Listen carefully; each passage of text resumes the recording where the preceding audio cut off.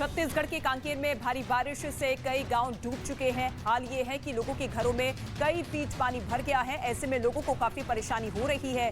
कई इलाकों में लोग बाथटब में बैठकर घूमते नजर आ रहे हैं, तो वहीं दूसरी तरफ नेशनल हाईवे पर पहाड़ दरक गए हैं, जिसकी वजह से कई रास्ते प्रभावित हो गए हैं। उत्तराखंड के रुद्रप्रयाग में पहाड़ खिसकने से बद्रीनाथ हाईवे पर यातायात बाधित हो गया है। भारी बारिश की वजह से लगातार पहाड़ दरक रहे हैं और मलबा सड़क पर इकट्ठा हो रहा है। बद्रीनाथ हाईवे पर भी भारी पत्थर और पेड़ गिरने के चलते परेशानी बढ़ गई है, जिससे चार धाम यात्रा को भी रोकना पड़ा है। फिलहाल रास्ते को साफ करने का काम जारी है। कर्नाटक के उत्तर कन्नड़ इलाके में बारिश और बाढ़ से हालात बिगड़ गए हैं। ज्यादातर इलाके पानी में डूब चुके हैं और सड़क धंसने की वजह से लोगों को काफी मुश्किलात का सामना करना पड़ रहा है। कई रास्ते पूरी तरीके से ठप हो चुके हैं। बारिश के पानी में कारवार अस्पताल सब डूब चुके हैं। अस्पताल के डायलिसिस सेंटर में भी पानी भर चुका है, जिससे मरीजों की मुश्किलें बढ़ गई है। उत्तराखंड के हरिद्वार में कावड़ मेले के दौरान गंगा के तेज बहाव में 2 लड़के फंस गए। बच्चों को डूबता देख उनके परिवार वालों ने शोर मचाया। तभी मौके पर ड्यूटी कर रहे पुलिस के जवानों ने गंगा नदी में छलांग लगा दी और कड़ी मशक्कत के बाद दोनों बच्चों की जान बचा ली। बताया ये जा रहा है कि दोनों बच्चे परिवार के साथ दिल्ली से आए हुए थे। राजस्थान के श्री गंगानगर में डीएम की कार पानी से भरे रेलवे अंडर ब्रिज में फंस गई। बताया जा रहा है कि भारी बारिश के बाद अंडर ब्रिज में 4 फीट से ज्यादा पानी भर चुका था। गनीमत ये रही कि जिस वक्त ये घटना हुई उस वक्त मौके पर एसडीआरएफ के कुछ जवान मौजूद थे, जो फौरन पानी में उतरे और फिर कार को बाहर निकालने में जुट गए। काफी मशक्कत के बाद जिला अधिकारी की गाड़ी को धक्का देकर पानी से बाहर निकाला गया। राजस्थान के बीकानेर जिले में भारी बारिश के बाद शहर के कुछ इलाकों में पानी भर गया। इसी दौरान एक ओवरब्रिज के पास एक यात्री बस पानी में फंस गई। काफी देर तक सैलाब के बीच यात्रियों से भरी बस को निकालने की कोशिश की गई। फिर ट्रैक्टर का सहारा लिया गया और रस्सी के जरिए बस को पानी से बाहर निकाला गया। यात्री इस दौरान बस में ही फंसे रहे। तमिलनाडु के कोयम्बटूर में बारिश की वजह से डैम ओवरफ्लो हो चुका है। इस दौरान डैम में कुछ बच्चे पहुंचे, लेकिन हैरानी की बात यह रही कि कोई उन्हें रोकने वाला नहीं था। इसी बीच आंध्र प्रदेश में बाढ़ में फंसे लोगों का ज्यादातर रेस्क्यू किया जा रहा है। एलुरू में नेवी के जवानों ने हेलीकॉप्टर के जरिए लोगों को सुरक्षित स्थान पर पहुंचाया। महाराष्ट्र के रत्नागिरी में कुदरत का कहर लगातार जारी है। लगातार हो रही बारिश की वजह से पहाड़ दरक रहे हैं। पहाड़ का मलबा सड़क पर आने से लोगों को परेशानी का सामना करना पड़ रहा है। सड़क पर मलबा जमा होने से रत्नागिरी और कोल्हापुर को जोड़ने वाला रास्ता पूरी तरीके से ठप हो गया है और आसपास की गाड़ियों की लंबी कतार लग चुकी है। दिल्ली में पिछले कई दिनों से हो रही बारिश से जहां एक तरफ लोगों ने राहत की सांस ली है, तो वहीं दूसरी तरफ कुछ ही घंटों की बारिश में कई इलाकों में जलभराव हो चुका है। ऐसे में प्रशासन के दावों की पोल खुलती हुई नजर आ रही है। जगह जगह सड़कों पर गड्ढे नजर आ रहे हैं, जिससे ट्रैफिक की रफ्तार सुस्त पड़ गई। झारखंड के कोडरमा में डैम में नाव पलटने से 8 लोग डूब गए हैं।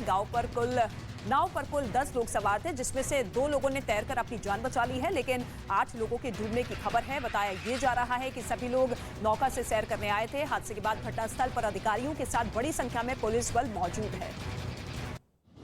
मुंबई में बारिश से हुए गड्ढों को लेकर मनसे कार्यकर्ताओं ने अनोखे तरीके से विरोध जताया है। कार्यकर्ताओं ने सड़क पर हुए गड्ढों के सामने बैठकर हनुमान चालीसा का पाठ किया और मुंबई वालों की जान बचाने के लिए प्रार्थना की।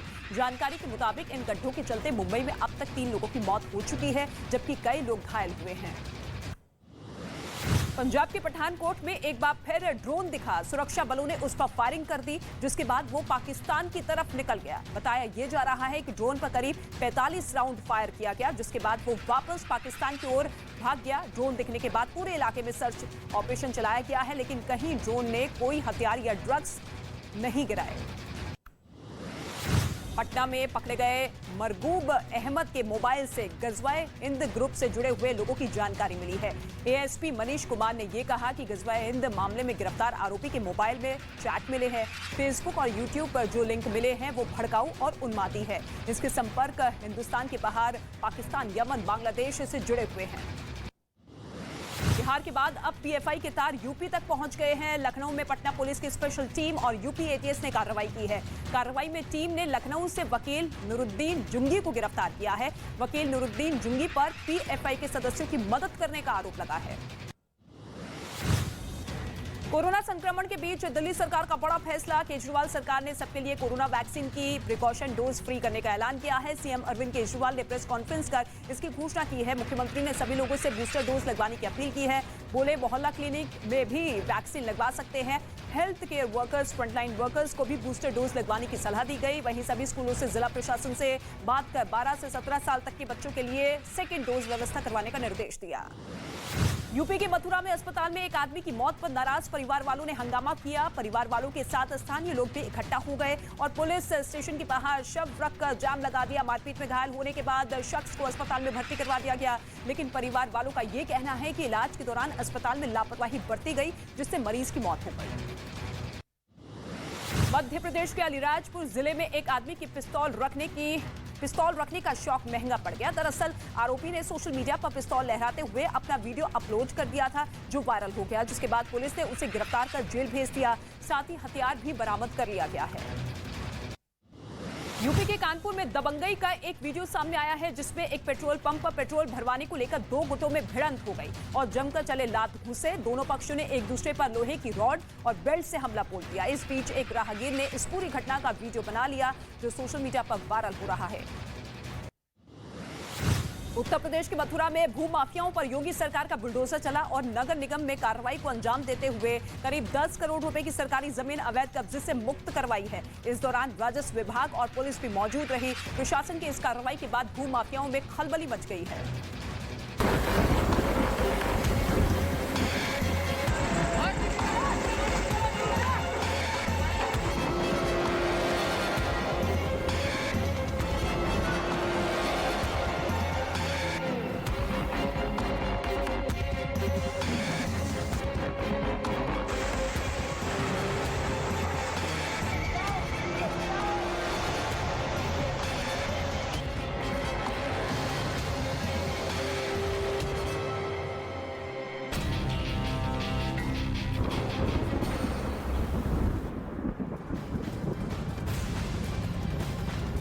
हिमाचल प्रदेश के किन्नौर से बेहद चौंकाने वाली तस्वीरें सामने आई है। यहां अचानक पहाड़ों से पत्थरों का मलबा बहने लगा।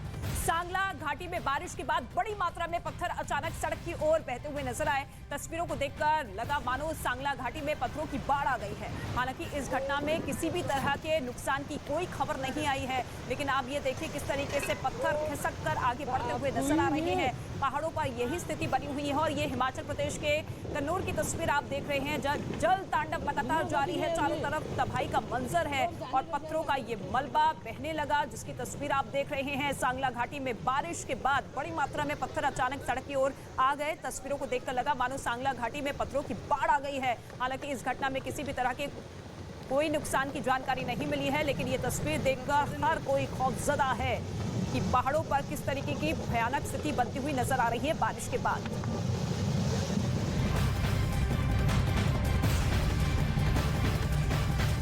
बाढ़ और बारिश, जमीन खिसकने की घटनाओं से करीब करीब आधा हिंदुस्तान परेशान है और इस बीच छत्तीसगढ़ से कुदरत के डबल अटैक की तस्वीर सामने आई है, जिसने लोगों की मुसीबतों को बढ़ा दिया है। पहले तो सिर्फ लोग बाढ़ से परेशान थे, लेकिन अब जमीन खिसकने की घटनाओं ने परेशानी को डबल कर दिया है।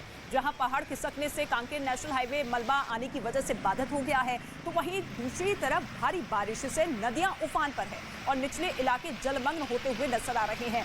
बहुत से ऐसे घर हैं जो कि पानी के तेज बहाव में बहते हुए चले गए हैं। छत्तीसगढ़ के कांकेर की ये तस्वीर आप देखिए।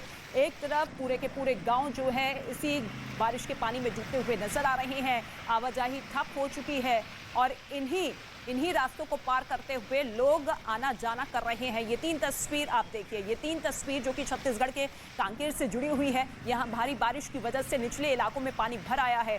स्कूल, हॉस्टल, घरों में पानी घुसने से आम जनजीवन पूरी तरीके से अस्त व्यस्त हो चुका है। बाढ़ के साथ साथ जमीन खिसकने की वजह से भी लोगों को भारी परेशानियों का सामना करना पड़ रहा है।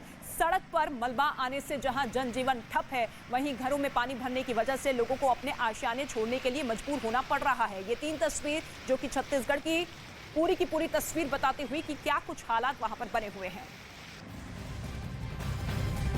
और देश के कई राज्यों में एक तरफ जलभराव परेशानी का सबब बना हुआ है, तो वहीं दूसरी तरफ छत्तीसगढ़ में जल जमाव के बीच कुछ लोग मस्ती करते हुए दिखाई दिए। लबालब सड़क पर एक आदमी टब के अंदर बैठकर बारिश का मजा लेता हुआ नजर आया। ये तस्वीर आप देखिए, एक तरफ परेशानी लगातार बढ़ती हुई नजर आ रही है, तो दूसरी तरफ एक आदमी इसी बारिश के पानी में मस्ती करता हुआ नजर आया। ये बाथटब जो कि इसमें ये बैठा हुआ है और इसी बाथटब में बैठकर जो आसपास आप जल जमाव की तस्वीर देख रहे हैं उसमें ये मस्ती करता हुआ ये शख्स। तो एक तरफ लोगों की परेशानी बढ़ रही है, लेकिन दूसरी ही तरफ इसी परेशानी में किस तरीके से मजा लिया जाए वो तस्वीर आप देख रहे हैं।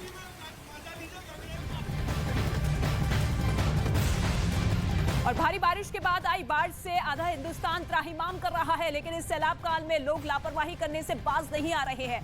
ऐसी ही एक तस्वीर सामने आई है, वीडियो सामने आया है कोयम्बटूर से 2 बच्चों का, जिन्हें आप देखेंगे तो हैरान रह जाएंगे। तो दूसरी ओर बारिश की वजह से पहाड़ भी दरकने लगे हैं, जिससे लोगों को काफी ज्यादा परेशानी हो रही है।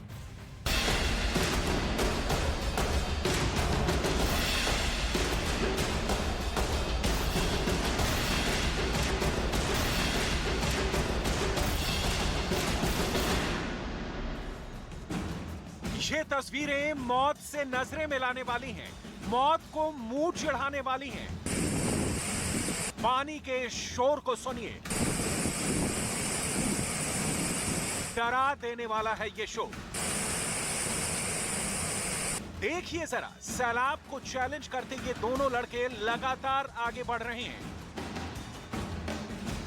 ये यमराज की आंखों में आंखें डालकर लहरों से लोहा लेने की कोशिश कर रहे हैं, ये जानते हुए कि अगर पैर फिसला तो इसका अंजाम क्या होगा। चौंकाने वाली ये तस्वीरें तमिलनाडु के कोयम्बटूर से आई हैं, जहां मौज मस्ती के मूड में आए ये दोनों लड़के मौत को ही चैलेंज करने लगे। हालांकि लहरों ने जोर लगाया तो ये दोनों पानी के बीच ही कुछ देर के लिए बैठ गए।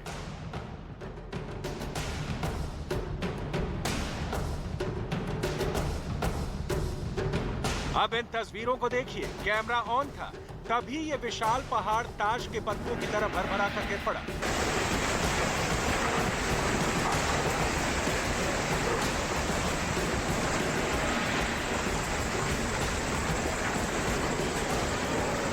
ये ऋषिकेश बद्रीनाथ हाईवे की तस्वीरें हैं। पहाड़ गिरने के बाद तुरंत ही प्रशासन को सूचित किया गया और मलबा हटाने का काम शुरू हुआ। इस हादसे में किसी भी तरह के जान माल के नुकसान की खबर नहीं है।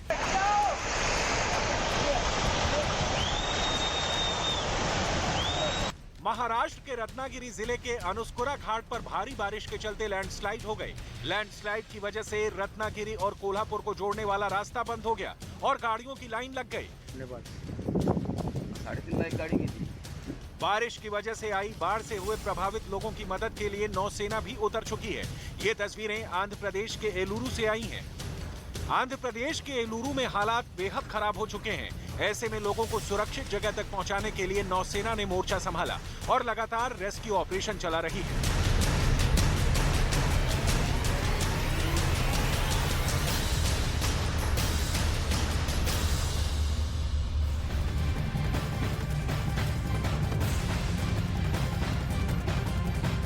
और उत्तराखंड के रुद्रप्रयाग से जमीन खिसकने का खौफनाक वीडियो सामने आया है। पहाड़ के दरकते ही आसपास चीख पुकार मच गई। जिसने भी जमीन खिसकने का ये वीडियो देखा वो सहम उठा। बद्रीनाथ ऋषिकेश नेशनल हाईवे पर मलबा आ जाने की वजह से रास्ता बाधित हो गया है। पहाड़ से गिरते पत्थरों की चपेट में आने से कई पेड़ टूटकर एक साथ उखड़कर सीधा सड़क पर आ गए। और ये तस्वीर जिसने भी देखी हर कोई हैरान और दंग रह गया, सहम गया कि इतना भारी मलबा पहाड़ों का किस तरीके से सड़क पर टूटकर आ गिरा। हालांकि ये गनीमत रही कि जब ये हादसा हुआ, घटना घटी, वहां पर कोई मौजूद नहीं था, लेकिन ये पूरा का पूरा हाईवे अभी फिलहाल ठप पड़ा है, बंद कर दिया है। मलबा हटाने का काम लगातार जारी है। हालांकि उत्तराखंड में लगातार भारी बारिश की चेतावनी मौसम विभाग की तरफ से जारी की गई है। 7 जिलों में रेड अलर्ट भी जारी किया है। सबसे ज्यादा स्थिति जो है वो नैनीताल, देहरादून, उधम सिंह नगर, और टिहरी में बनी हुई है और इसी को देखते हुए प्रशासन की तरफ से भी पुख्ता इंतजाम किए गए हैं। लेकिन रुद्रप्रयाग की ये तस्वीर आप देखिए, जहां पर ये पूरा का पूरा नेशनल हाईवे जो है इसी मलबे के ढेर में बाधित होता हुआ नजर आया। चारों तरफ पानी ही पानी नजर आ रहा है क्योंकि पिछले कई दिनों से मूसलाधार बारिश लगातार जारी है और मौसम विभाग ने सख्त चेतावनी देते हुए कह दिया है कि अभी किसी तरह की कोई राहत मिलने के आसार नहीं है।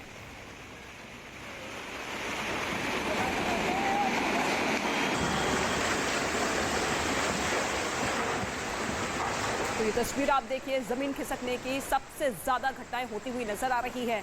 हालांकि अभी तक गनीमत ये रही है कि ज्यादातर लोगों की जान नहीं गई है। जब भी ये हादसे या घटना घटी उस वक्त या तो रूट खाली रहते थे या फिर पर्यटकों को पहले से ही वहां से हटा दिया जाता था। लेकिन अहमदाबाद से बेहद चौंकाने वाली तस्वीरें सामने आई हैं। वहां देखते ही देखते सड़क धंस गई और नीचे गटर के पानी में जा गिरी। ये वायरल वीडियो अमराई वाड़ी इलाके का है, जहां अचानक सड़क धंसने से हड़कंप मच गया। गनीमत ये रही कि उस वक्त सड़क के आसपास कोई मौजूद नहीं था। तस्वीरों में देख सकते हैं कि सड़क के दूसरी तरफ गाड़ियां आ जा रही है, लेकिन गनीमत ये रही कि इस हादसे में कोई जानमाल का नुकसान नहीं हुआ है। जहां पर जमीन धंसी वहां पर कोई भी मौजूद नहीं था और आप ये देखिए कितना बड़ा हिस्सा जमीन का एकदम से धंसा और नाले के पानी में डूबता हुआ नजर आया।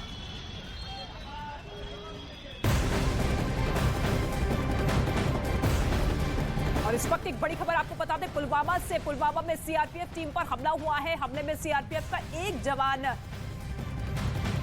घायल हुआ है। इस वक्त की बड़ी खबर, हमले में सीआरपीएफ का एक जवान घायल हुआ है। साथ ही आतंकवादियों की तलाश लगातार जारी है।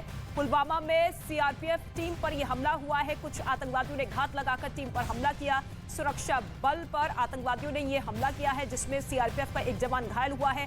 साथ ही जानकारी मिल रही है कि अभी सर्च ऑपरेशन लगातार जारी है। सुरक्षा बलों की तरफ से आतंकवादियों की तलाश जारी है, लेकिन शुरुआती तौर पर अभी फिलहाल जो हमला हुआ है उसमें सीआरपीएफ का एक जवान घायल हुआ है। रिफत अब्दुल्ला इस वक्त हमारे साथ मौजूद है। रिफत, क्या कुछ अपडेट, कब ये हमला हुआ? देखिए, गंगू एरिया है, अभी थोड़ी देर पहले जो है वो हमला हुआ। वहां पे सीआरपीएफ और पुलिस की ज्वाइंट नाका पार्टी थी, मिलिटेंट आ गए, उन्होंने अंधाधुंध गोलियां इन पे चलाई और उसके बाद वो वहां से भागे। तो एक असिस्टेंट सब इंस्पेक्टर जो सीआरपीएफ का है वो गंभीर रूप से घायल हुआ है, उसे हॉस्पिटल रेफर किया गया है, जहां उसकी हालत जो है वो तशवीशनाक बताई जा रही है। फिलहाल इस पूरे एरिया को कॉर्डन में लिया गया है। सीआरपीएफ और पुलिस इस एरिया में पहुंच गई, आर्मी भी इस एरिया में पहुंच गई है। फिलहाल इस एरिया को कॉर्डन में लिया गया है। जानकारी मिल पाई है कि कितने आतंकवादियों ने यह हमला किया? देखिए, अभी ये कह पाना मुश्किल है, लेकिन ऐसा समझा जा रहा है कि 2 या 2 से ज्यादा मिलिटेंट थे जिन्होंने ये अंधाधुंध फायरिंग सीआरपीएफ और पुलिस पे की। फिलहाल एक असिस्टेंट सब इंस्पेक्टर जो है सीआरपीएफ का वो गंभीर रूप से घायल हुआ है और उसकी हालत जो है वो तशवीशनाक बताई जा रही है। ठीक है, आप नजर बनाए रखिएगा। फिलहाल शुक्रिया रिफत अब्दुल्ला इस तमाम जानकारी के लिए। तो जानकारी मिल रही है कि 2 से 3 आतंकवादियों ने सीआरपीएफ टीम पर हमला किया है, जिसमें एक जवान घायल हुए हैं, लेकिन इसके साथ ही रेस्क्यू ऑपरेशन लगातार जारी है। ऑपरेशन जारी है इस वक्त और पूरे इलाके को कॉर्डन ऑफ कर दिया गया है। और लगातार हो रही बारिश की वजह से गंगा नदी भी उफान पर बह रही है। हरिद्वार में नदी की लहरें लोगों के लिए मुसीबत बनी हुई है। यहां स्नान के दौरान लहरों की चपेट में आए 2 लड़के तिनके की तरह बह गए। इसके बाद उन्हें बचाने के लिए उफनती लहरों में रेस्क्यू ऑपरेशन चलाया गया। कैसे हुई ये पूरी घटना आपको दिखाते हैं इस रिपोर्ट के जरिए। आगे आगे आगे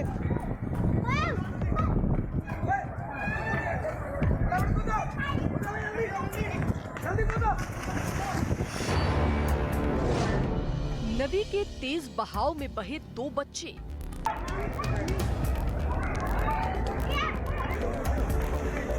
हरिद्वार में देवदूत बने खाकी वर्दी वाले। जिंदगी के लिए लहरों से जंग।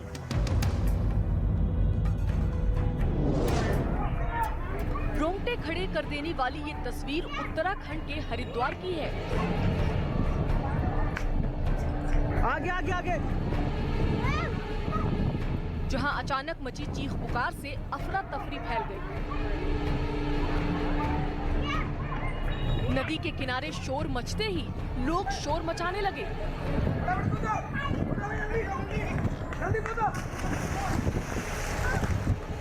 और फिर देखते ही देखते पुलिसकर्मियों ने एक के बाद एक नदी में छलांग लगाई। नदी के किनारे मौजूद कुछ गोताखोरों ने भी नदी में छलांग लगाई और फिर शुरू हुई जिंदगी बचाने की जंग। इसके थोड़ी ही देर बाद गोताखोरों की टीम ने नदी की उफनती लहरों के बीच से दोनों लड़कों को बाहर निकाल लिया। लेकिन इस रेस्क्यू के दौरान भी लहरों की रफ्तार इतनी तेज थी कि रेस्क्यू दल के लोग भी लहरों के साथ काफी दूर तक बहते चले गए।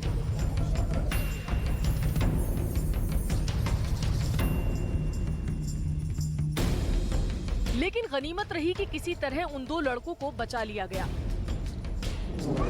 बताया जा रहा है कि हरिद्वार के हर की पैड़ी पर दो लड़के नहाने के लिए पहुंचे थे। नदी के तेज बहाव में जैसे ही लड़कों ने पैर रखा, लहरों के तेज बहाव की वजह से वो अपना संतुलन बना नहीं पाए और लहरों के साथ बह गए। लड़कों को नदी में डूबता देख उनके घर वालों ने शोर मचाना शुरू कर दिया। इसी दौरान वहाँ ड्यूटी कर रहे पुलिस के जवानों ने लड़कों को बचाने के लिए नदी में छलांग लगा दी। गंगा की धारा इतनी तेज थी कि रेस्क्यू के लिए एक नहीं बल्कि कई पुलिसकर्मियों को गंगा में कूदना पड़ा। तिनके की तरह बहते इन युवकों को जिसने भी देखा उसके होश उड़ गए। गनीमत रही कि वक्त रहते दोनों ही युवकों को बचा लिया गया। दोनों की उम्र 15 और 12 साल बताई जा रही है, जो अपने परिवार के साथ गंगा स्नान के लिए घाट पर पहुंचे थे, जिन्हें जान पर खेलकर पुलिसकर्मियों ने बचाया। हरिद्वार जैसी घटना ऋषिकेश में भी दिखी। ऋषिकेश में 6 लड़कों का एक ग्रुप तपोवन के पास नीम बीच पर गंगा नदी में नहाने आया था। इसी दौरान पानी के तेज बहाव में एक लड़का बहने लगा, जिसे बचाने के लिए उसके 2 साथी उसकी तरफ बढ़े, लेकिन लहरों ने तीनों को अपने साथ बहाना शुरू कर दिया। इनकी खोज में एसडीआरएफ और आपदा प्रबंधन की टीमें सर्च ऑपरेशन में जुटी हैं।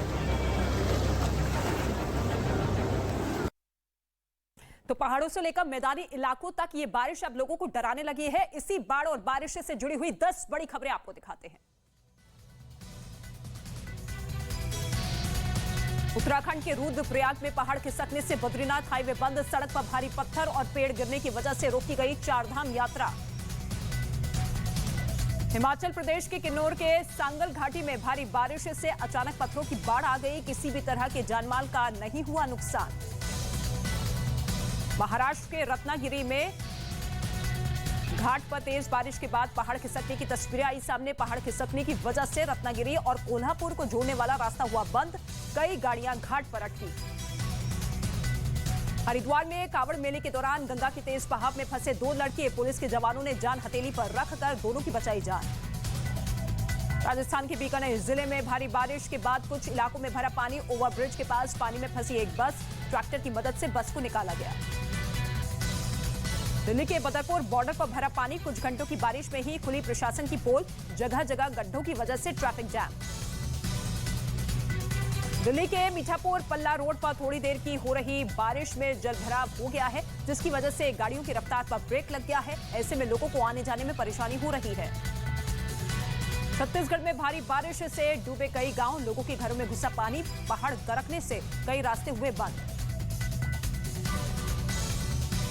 अहमदाबाद में बारिश की वजह से सड़क अचानक धंस गई और बीच सड़क में बड़ा गड्ढा हो गया, जिसकी वजह से रास्ता बंद करना पड़ा।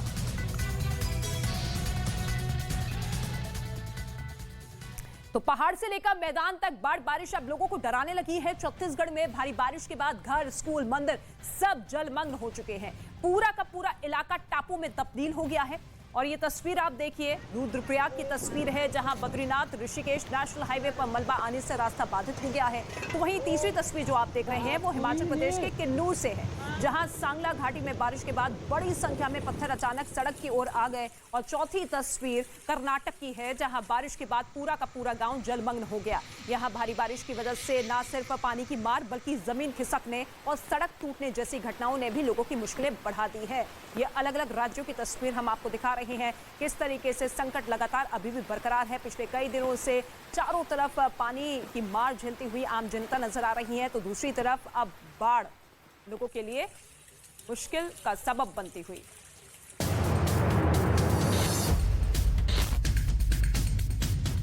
यहाँ से कई दस्तावेज बरामद हुए हैं। आप तस्वीरों में भी साफ तौर पर देख सकते हैं, लिखा हुआ है प्रोटेस्ट अगेंस्ट फॉरेस्ट।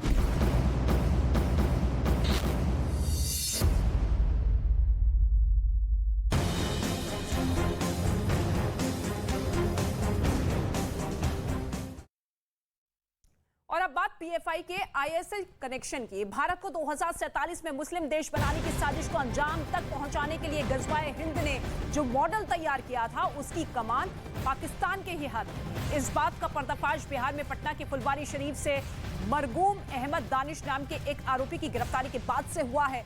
एटीएस को दानिश से पूछताछ में सच्चाई का पता चला है।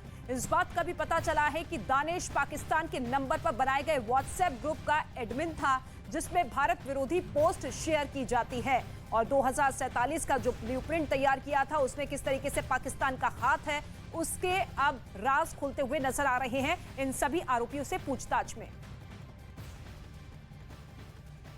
और पीएफआई मामले में एटीएस की जांच में गजवाए हिंद का पाकिस्तान कनेक्शन सामने आया है। पाकिस्तान के फोन नंबर से भारत के खिलाफ रची जा रही साजिश का पर्दाफाश हुआ। पूछताछ में आतंकी दानिश उर्फ ताहिर ने कई चौंकाने वाले राज खोले हैं।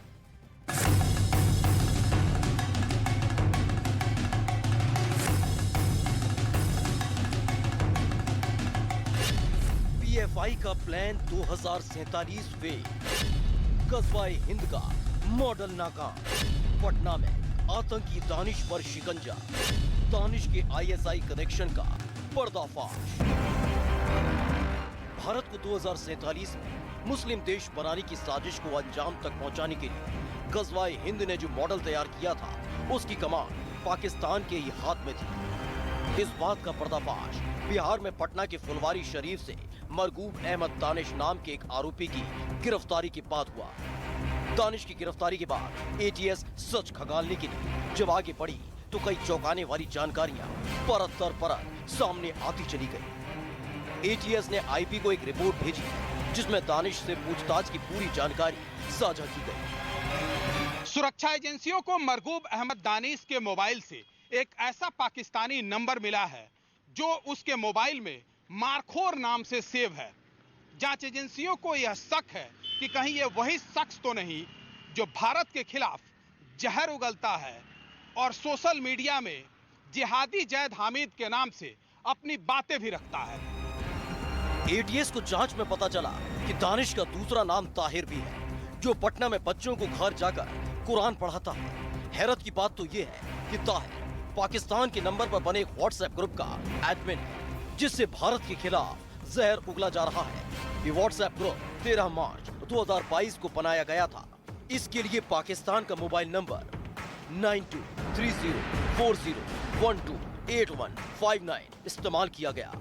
पाकिस्तान के नंबर से बनाए गए व्हाट्सएप ग्रुप का एडमिन दानिश उर्फ ताहिर को बनाया गया।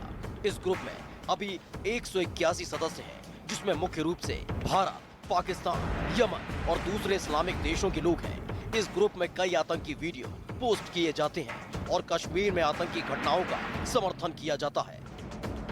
इतना ही नहीं, व्हाट्सएप ग्रुप में मारे गए आतंकियों को शहीद का दर्जा देने से जुड़ी पोस्ट भी की जाती थी, जिसमें भारत को इस्लामिक देश बनाने से जुड़े संदेश भी देखे गए हैं। इस व्हाट्सएप ग्रुप की एक पोस्ट में यह भी कहा गया था कि कोई फायदा नहीं AIMIM को सपोर्ट करने का, अब डायरेक्ट जिहाद करेंगे। 2023 में खिलाफत का ऐलान हम इंडियन मुस्लिम करेंगे। गजवाए हिंद की जिहादी साजिश। ताहिर ने खुद को ISI से जुड़ा बताया। सोशल मीडिया पर भारत के खिलाफ जहर।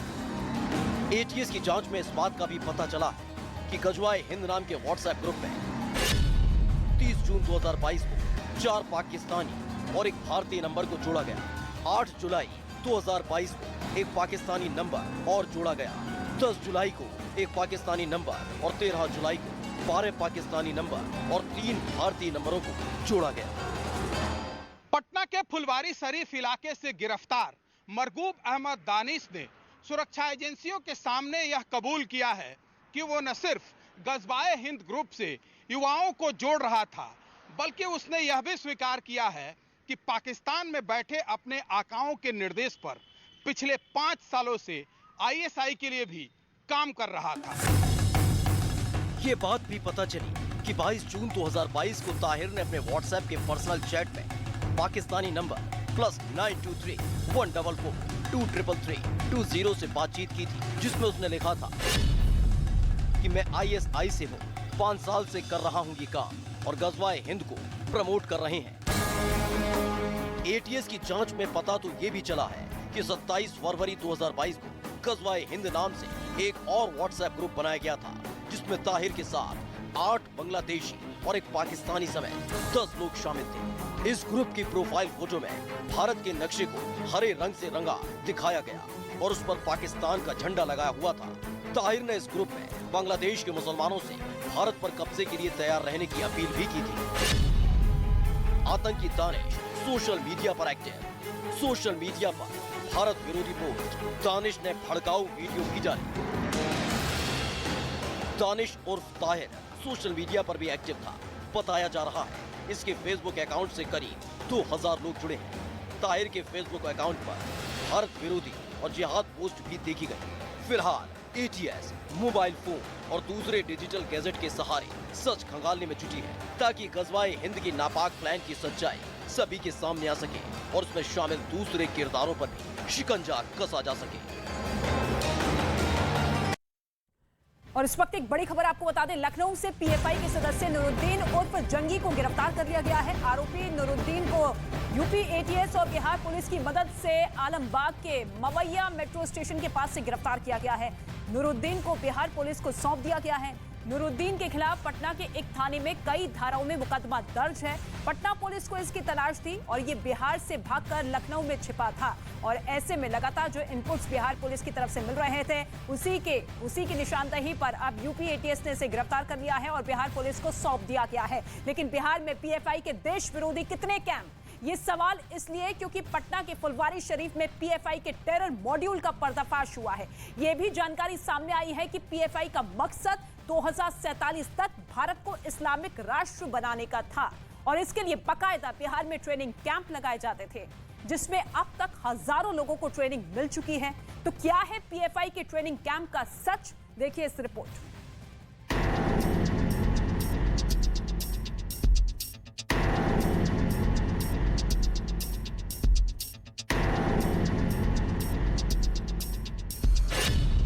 बिहार में पीएफआई के कितने ट्रेनिंग कैंप?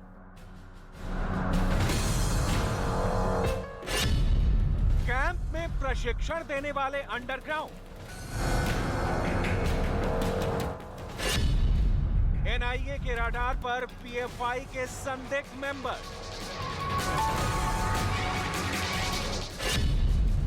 सामाजिक कार्यों की आड़ में देशद्रोह की साजिश। एक तरफ सुरक्षा एजेंसियां पीएफआई के संदिग्धों की कुंडली खंगालने में लगी हैं, तो वहीं दूसरी ओर मोतिहारी से पीएफआई की ट्रेनिंग का चौंकाने वाला वीडियो सामने आया है। दावा है कि इस वीडियो में पीएफआई के एक्टिव मेंबर लोगों को ट्रेनिंग देते दिख रहे हैं, जिसमें हथियारों से लड़ने की ट्रेनिंग भी दी जा रही है। ये वीडियो 2-3 महीने पुराना बताया जा रहा है।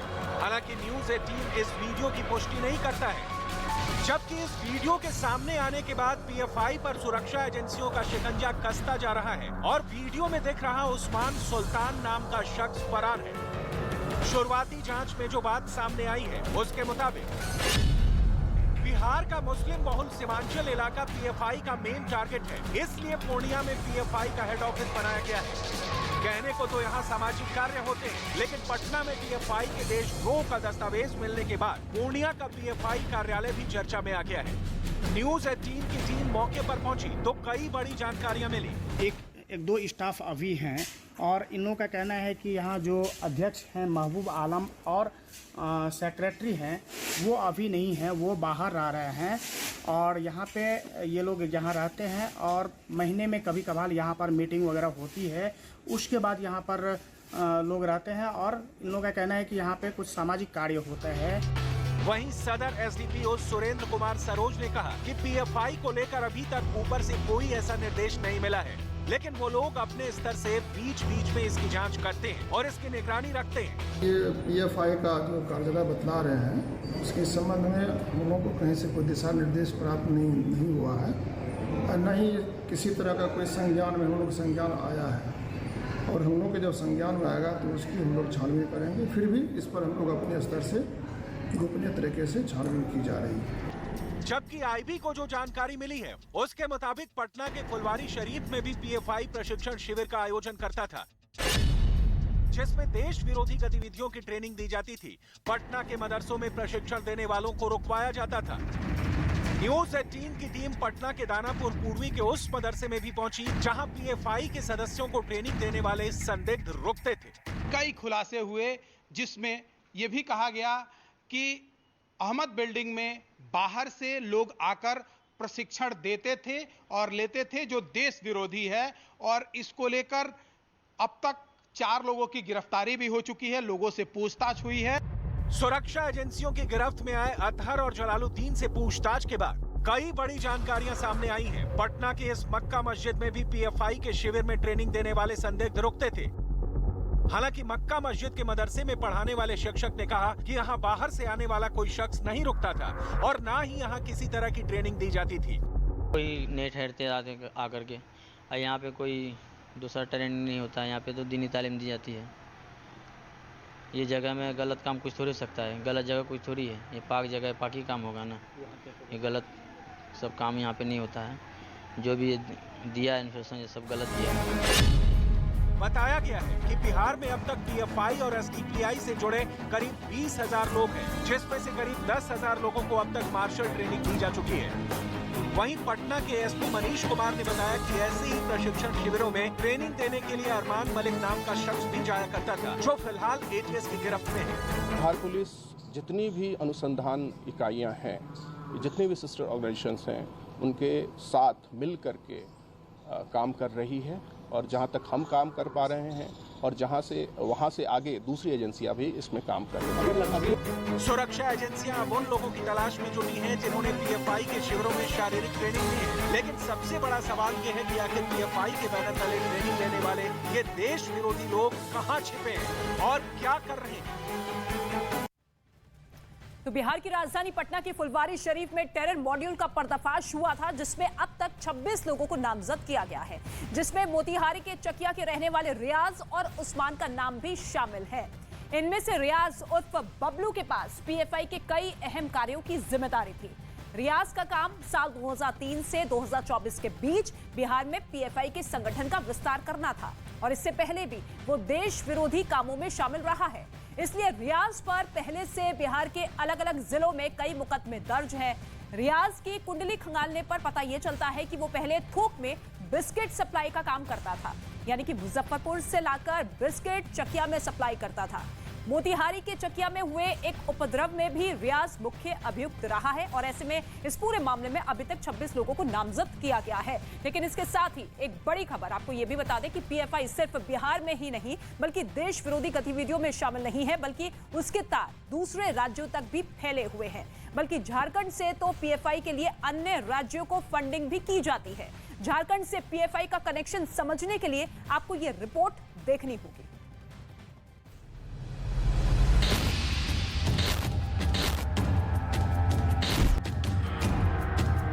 पीएफआई का झारखंड कनेक्शन सामने आया। झारखंड से पीएफआई को बड़ी फंडिंग का दावा। पीएफआई ने झारखंड को क्यों बनाया अपना बेस? पटना पुलिस ने पीएफआई के संदिग्धों से सांठगांठ के आरोप में मोहम्मद जलालुद्दीन को गिरफ्तार किया है। बताया जा रहा है कि जलालुद्दीन का संबंध पिछले 29 सालों से झारखंड से रहा है। जलालुद्दीन की पोस्टिंग 22 जनवरी 1982 को पटना में बतौर आरक्षी हुई थी। इसके बाद 4 जनवरी 1992 को जलालुद्दीन की पोस्टिंग झारखंड के गोड्डा में हो गई, और पिछले साल ही जलालुद्दीन दारोगा के पद से रिटायर हुआ है। बताया गया है कि जलालुद्दीन शुरुआत से ही पीएफआई से जुड़ा था और पीएफआई के संगठन के कामों में भी शामिल होता था। साल 2006 में पॉपुलर फ्रंट ऑफ इंडिया यानी पीएफआई की स्थापना हुई, जिसका हेडक्वार्टर दिल्ली के शाहीन बाग इलाके में है। इस संगठन को सामाजिक उद्देश्य से बनाया गया था, लेकिन बाद में इस पर देश विरोधी गतिविधियों में शामिल होने का आरोप लगे, जिसके बाद साल 2018 में झारखंड में पीएफआई को बैन कर दिया गया। दावा है कि पीएफआई की झारखंड यूनिट को पहले सबसे ज्यादा फंडिंग केरल से होती थी, लेकिन अब झारखंड से ही बिहार, यूपी, बंगाल और केरल को भी फंड दिया जाता है। क्योंकि झारखंड में पीएफआई की पॉलिटिकल विंग एसडीपीआई पूरी तरह एक्टिव है। खुफिया एजेंसी की रिपोर्ट के मुताबिक झारखंड में हुए पंचायत चुनाव में पीएफआई से जुड़े 48 लोगों को जीत मिली है। पटना के फुलवारी शरीफ इलाके में पीएफआई ट्रेनिंग कैंपों का पर्दाफाश हुआ तो तकरीबन 26 लोगों के खिलाफ नामजद एफआईआर दर्ज की गई है, जिसमें पुलिस ने कई लोगों को गिरफ्तार कर लिया है, जिनसे एटीएस पूछताछ कर रही है और बाकी बचे लोगों के लिए बिहार के कई जगहों और साथ ही बिहार के बाहर भी गिरफ्तारी के लिए छापेमारी चल रही है। वहीं पुलिस का कहना है कि व्हाट्सएप ग्रुप सामने आने के बाद हर तरह से पीएफआई की एक्टिविटी और उससे जुड़ी साजिशों की जांच की जा रही है। गजवा हिंद करके जो सोशल पोस्ट मिला था उस पर कल हम लोगों ने एफआईआर किया था और जो एडमिन था उसको हम लोगों ने जेल भेजा था। उसके बाद उसके मोबाइल में जितने चैट्स हैं, फेसबुक लिंक से जितने वीडियोस यूट्यूब पे लोड किए गए हैं वो भड़काऊ, उन्मादी और एक विशेष धर्म के अगेंस्ट हैं और उनके लिंक्स अभी तक हम लोग जो इस्टेब्लिश कर पाए हैं वो ट्रांसनेशन है, देश से बाहर है। उसके हैंडलर्स भी इस देश से बाहर के लोग मिले हैं और इसके संपर्क भी हिंदुस्तान के बाहर पाकिस्तान, बांग्लादेश और यमन अभी तक की जो स्थिति है उसमें हम लोग इस्टेब्लिश कर पाए हैं। इस वक्त खुफिया एजेंसियों की नजर पीएफआई की हर एक्टिविटी पर है। पीएफआई से जुड़े लोगों पर शिकंजा कसा जा रहा है। पाकिस्तान, बांग्लादेश समेत इस्लामिक मुल्कों से मिलने वाली मदद और साजिश के एंगल से जांच हो रही है। ऐसे में पीएफआई के अंडरग्राउंड संदिग्ध जब गिरफ्त में आएंगे तो कई बड़े राज का पर्दाफाश होने की उम्मीद है। और अब आपको जिहादी साजिश से जुड़ी हुई 10 बड़ी खबरें दिखाते हैं। अमरावती के कोहे हत्याकांड और उदयपुर के कन्हैयालाल हत्याकांड के आरोपियों से आमने सामने बिठाकर हो सकती है पूछताछ। अजमेर जेल में हो सकती है पूछताछ, एनआईए के सूत्रों के हवाले से खबर। अमरावती हत्याकांड के आरोपी इरफान अब्दुल तौफीक को आई थी इंटरनेशनल कॉल। उदयपुर हत्याकांड के गौस और रियाज के पास भी आई थी इंटरनेशनल कॉल। जांच एजेंसियां कर रही है जांच, हत्या में विदेशी साजिश की आशंका। नुपुर शर्मा के खिलाफ प्रदर्शन में पीएफआई की भूमिका आई सामने। नुपुर शर्मा के खिलाफ किया प्रदर्शन का आयोजन था, जांच एजेंसियां कर रही है पड़ताल। सूरत में एक व्यवसायी को नुपुर शर्मा के समर्थन पर पोस्ट करने पर धमकी मिली है। मामले में सूरत पुलिस ने एक महिला समेत 3 लोगों को गिरफ्तार किया है। कन्हैयालाल हत्याकांड के बाद भी उदयपुर में धमकियों का सिलसिला लगातार जारी है। धन मंडी में 2 व्यापारियों को मिली जान से मारने की धमकी, दुकानों के बाहर सुरक्षा बल तैनात। राजस्थान के भीलवाड़ा में नुपुर शर्मा के समर्थन में सोशल मीडिया पर पोस्ट डालने पर एक आदमी को जान से मारने की धमकी मिली है। मामले में पुलिस ने 5 लोगों को गिरफ्तार किया है। पीएफआई के प्रदेश महासचिव सनाउल्लाह के घर पर देश विरोधी गतिविधियों को लेकर छापेमार कार्रवाई। पहले भी मनी लॉन्ड्रिंग मामले में ईडी ने की थी पूछताछ। पटना के फुलवारी शरीफ में पकड़े गए आरोपी दानिश का पर्दाफाश। पाकिस्तान के नंबर पर बनाए गए व्हाट्सएप ग्रुप का एडमिन था, जिसमें भारत विरोधी पोस्ट की जाती थी शेयर। लखनऊ से पीएफआई के सदस्य नूरुद्दीन उर्फ जंगी को गिरफ्तार किया गया। नूरुद्दीन की पटना पुलिस को तलाश थी। बिहार से भागकर लखनऊ में छिपा था नूरुद्दीन। पटना पुलिस की स्पेशल टीम और एटीएस ने गिरफ्तार किया। मोतिहारी के पीएफआई ट्रेनिंग का वीडियो आया सामने। पुलिस की स्पेशल टीम कर रही है जांच। न्यूज़ 18 वीडियो की पुष्टि नहीं करता।